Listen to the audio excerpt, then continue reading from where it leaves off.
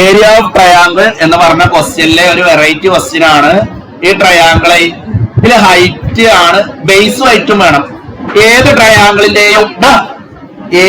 ട്രയാങ്കിളിന്റെയും area കാണാൻ അറിഞ്ഞിരിക്കേണ്ട രണ്ട് കാര്യങ്ങൾ എന്തൊക്കെയാണ്? Base and height. എവിടെയാണ് ഇതിന്റെ ഹൈറ്റ്?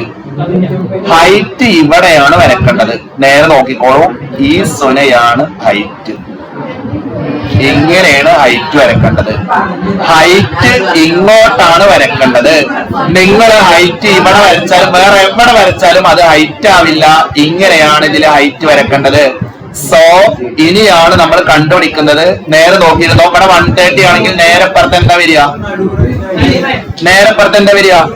50 അല്ലേ? സോ 50ക്ക് ഓപ്പോസിറ്റ് കാണണം. ഈ ഹൈറ്റ് ആണ് കാണേണ്ടത്. 50ക്ക് ഓപ്പോസിറ്റ് കാണണം. ഹൈപ്പോട്ടനസ് തന്നിട്ടുണ്ട്, ഹൈപ്പോട്ടനസ് 4 തന്നിട്ടുണ്ട്. ഏത് ഇക്വേഷനാ?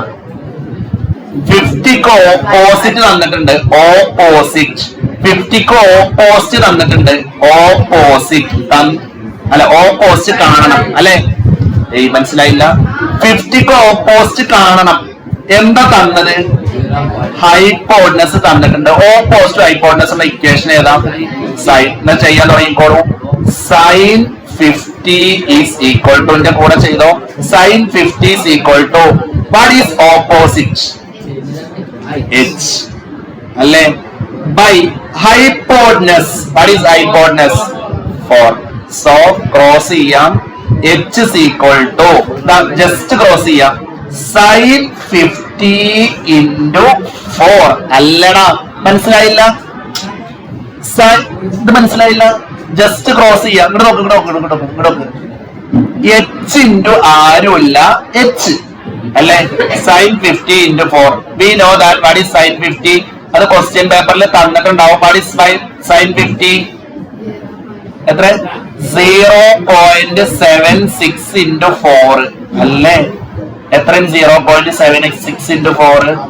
0.76 into 4 എത്രയാണ്?